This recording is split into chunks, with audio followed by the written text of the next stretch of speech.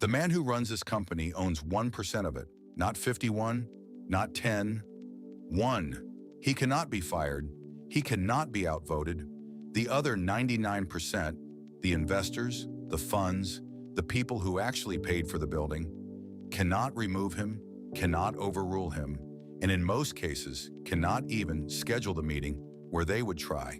They own the company. He controls it. These are two different things, and almost no one selling you a business plan will tell you the difference, because the difference is the entire game. By the end of this video, you will know exactly how a person keeps total control of something he has almost entirely given away. And you will notice a little late that you have been building one of these your whole life. Start at the beginning. The founder owns 100% of an idea worth nothing. To make it worth something, he needs money, and money is not free. It is sold in equity. The seed round takes a fifth. Then the Series A takes a chunk, then B, then C. Each round the company is worth more and he owns less of it. 60%, then 40, then 22, then 11, then 6. This is dilution. It is not a mistake. It is the plan. He is trading slices of a growing pie for the flour to keep baking it. Most founders watch that number fall and feel themselves losing the company. The ones who understand this video feel nothing, because they already know ownership was never the lever. They kept the lever. Here's the lever. Not all shares are equal. When the company was still small, the founder quietly created two classes of stock. Class A, the kind everyone else buys, carries 1 vote per share. Class B, the kind only he holds, carries 10. So when his ownership fell to 6%, his votes did not. 6% of the equity, 60% of the vote. He can lose every dollar of the company and still win every decision about it. The investors know this going in and sign anyway, because they came for the money, not the steering wheel. They would rather own a slice of his company than all of someone worse's. There is usually a clause that is supposed to end this someday. It is called a sunset provision. Remember that it exists. It will matter later that it never fires. Now watch the number keep falling, because it does not stop where the responsible videos stop it. 6% becomes 1. 1 becomes a tenth of 1. There are more rounds. There are always more rounds. And each is a triumph, priced higher than the last, and each one carves him thinner. On paper, he now owns essentially nothing, a rounding error in his own empire, a decimal a lawyer keeps for symmetry. And the control line, the one nobody was watching, has not moved a millimeter. It is flat. It has been flat this entire time. It was flat before you started watching. You are looking at the only chart in finance where one line falls to the floor and the other declines to acknowledge that anything is happening at all. But a falling ownership stake is a threat to control in theory, so the instrument adapts. If 10 votes per share is no longer enough to stay ahead of the dilution, you simply issue a class that carries more. Class B becomes Class B1, 100 votes, then a class at 10,000, then a class whose shares each carry 11,204 votes. A number chosen, the filing explains, for reasons that are honest. Eventually, the arithmetic completes itself. The founder holds a class of stock that carries more votes than there are shares in existence. The company can now be outvoted by one man holding a certificate for a quantity of votes the company does not have. No one objects, because objecting is a vote, and he has more of those than everyone, including the objectors, including the concept of objection. Then comes the part they would never put in a thumbnail. You can dilute past 0. Once the votes are decoupled from the shares, ownership is free to keep falling straight through the floor into negative numbers. You can owe equity, hold a stake the color of a debt, and control tightens anyway. Because control stopped reading the ownership column several rounds ago and never went back. You do not own the company. Good news, the company does not own you either. That question came up once in a filing and was quietly resolved in your favor.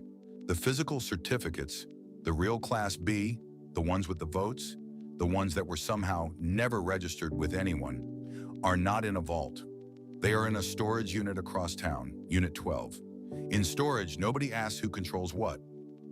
Here is what the responsible videos cannot follow, because they still believe control lives inside a company. It doesn't. It is an instrument, and instruments travel. The same structure that lets you run a company you don't own lets you run a supplier you never invested in, a landlord who thinks he is your landlord, a bank that files you under assets. You issue yourself super voting rights over your own household and ratify it alone. The family calls it the respect agreement. And item 4 on the agenda is, as always, you. You do not own your family. You have never owned your family. You simply hold 60% of the vote at a dinner table you are, on paper, a guest at. The structure does not care what it is pointed at. Point it at anything with more than one participant and a decision to make, and you will find you have already won. The man who understood this best never issued a single share. He built no dual class, filed no certificate, sat on no board. He owns 0% of everything and controls the parts that matter, which are fewer than you would guess and cheaper than you would believe.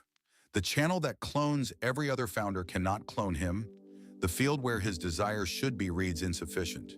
The bureau that scores control scored him high and closed the file. He drives a 14-year-old Camry, pays cash, and clips coupons.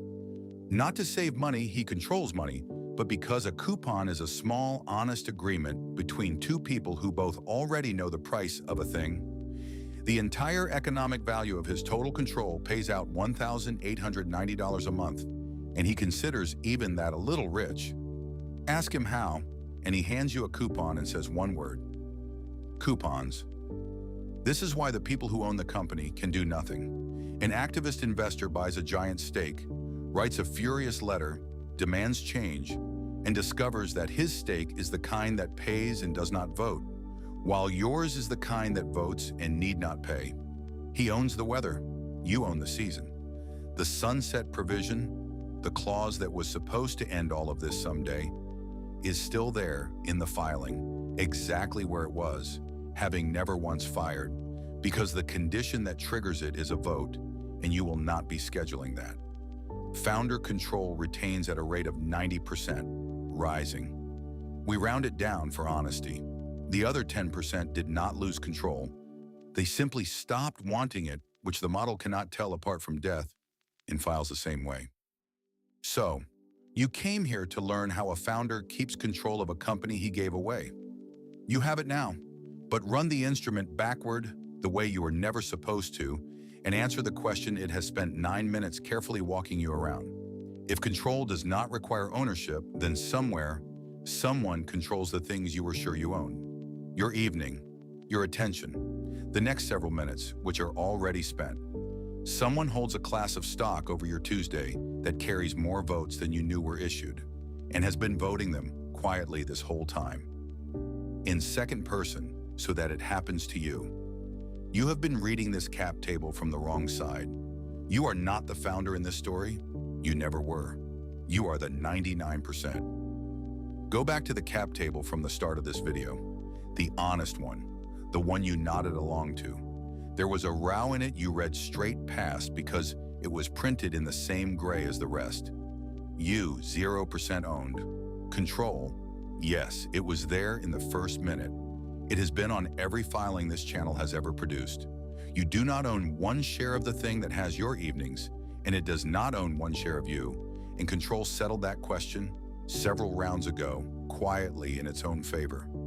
The founder who owns 1% and runs everything was never the CEO in the thumbnail.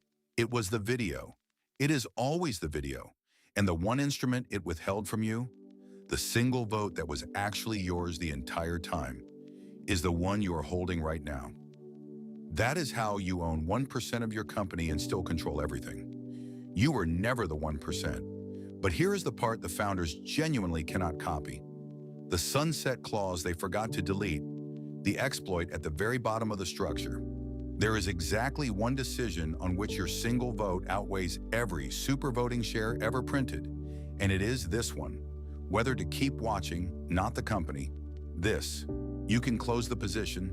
You can set the phone face down and let the class of stock over your Tuesday expire unexercised, which it turns out is the only way it ever expires. Subscribe for more, or exercise the one vote that was always yours and do the opposite. We tell them in second person so that they happen to you. Look up from the screen. The control ends exactly there.